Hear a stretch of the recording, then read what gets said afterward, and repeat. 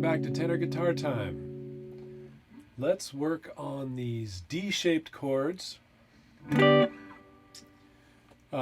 are spelling out caged. So far we've covered the C, A, G, E, and now the D-shaped chords. In this version of caged for tenor guitar, I'm naming the shapes after what I would call them in the first position. So we have our C shape, our A shape, the G shape, E shape, and now D shape.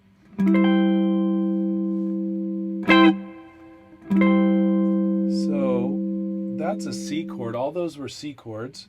And what is the root note of this D-shaped chord? Well, the C note is on the A string.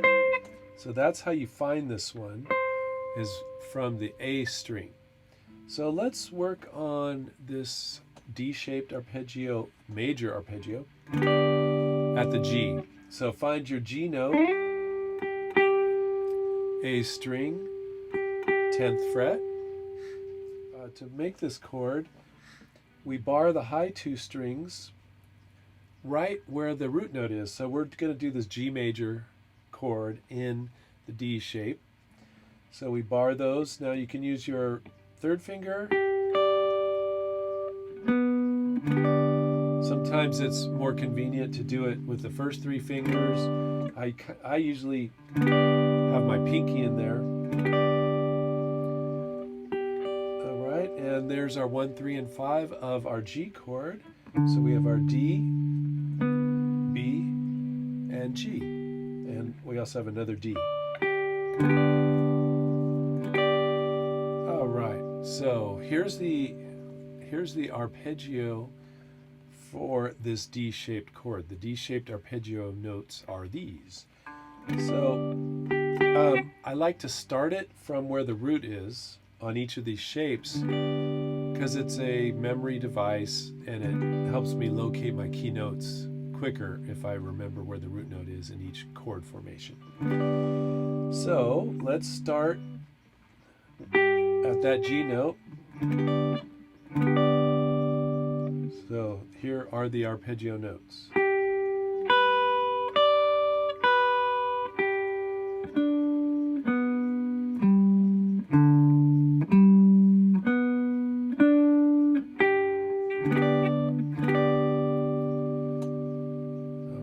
So let's practice. Let's practice with the metronome. One note per beat, nice and slow. 2, 3, 4.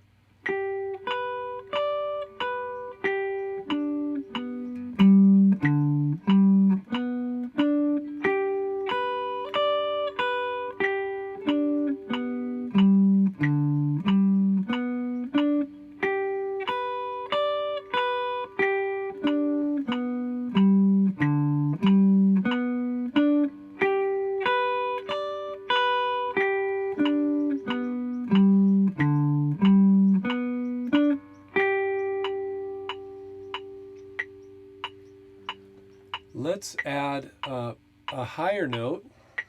If you go from the root note in this D-shaped chord in our arpeggio,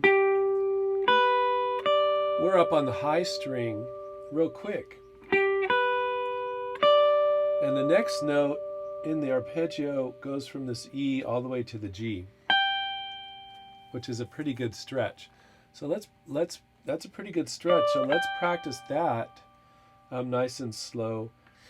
And I believe with this pattern, we're going to add an extra note at the end. So 1, 2, 3, 1, 2, 3, 4, 1, 2, 3, 4, 1, 2, 3, 4, 1, 2, 3, 4,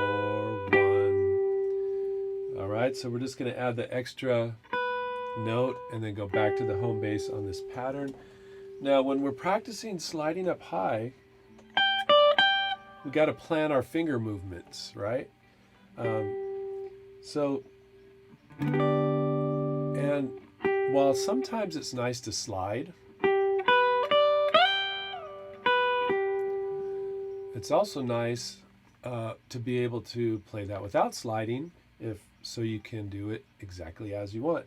So on this one, I'm going to probably start with my second finger and then go to my first finger. So I can either stretch from my second finger to my pinky, which might be hard for some people. It's kind of hard for me. Or we can do a quick position shift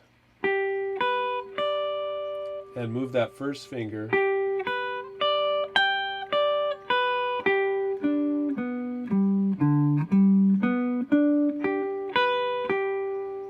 So I'm going to try it like that.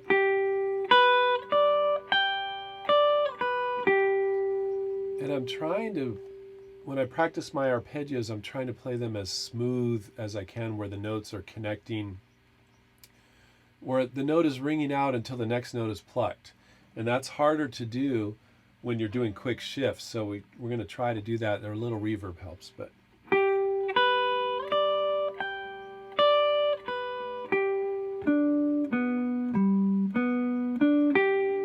All right, let's practice this with the metronome. 1 note per beat with the extra note at the end, remember. 2, 3, 4. 1, 2, 3, 4.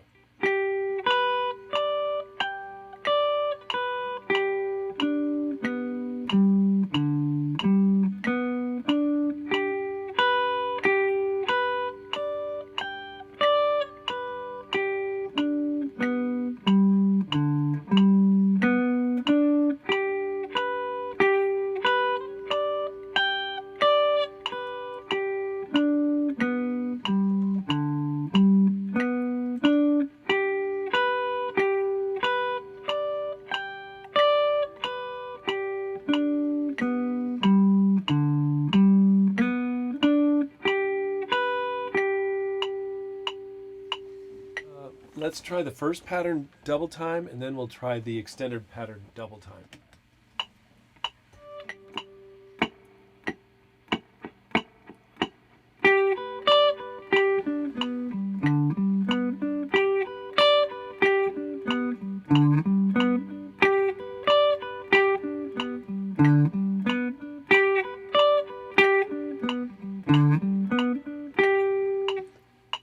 And the extended.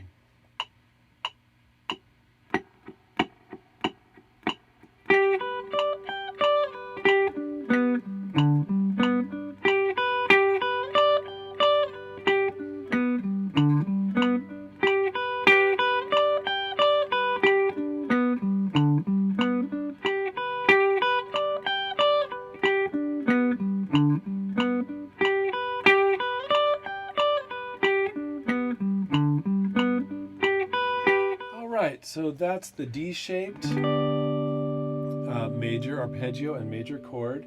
And another helpful hint to think how to use this chord, even though it doesn't have the root note, the low note as the root, it's really a more convenient chord shape. For example, let's say you're going from D chord, you want to go from D to G. Well, they're right there.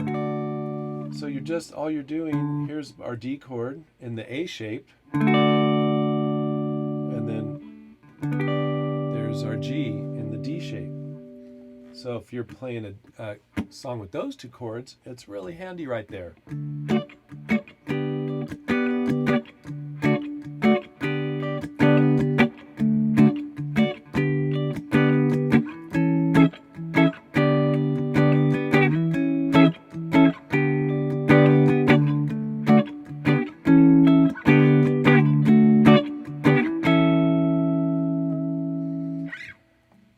it's also good to learn these inversions to make your playing more interesting. So in the opening music, I was playing the chords from the Bob Marley song Jammin'.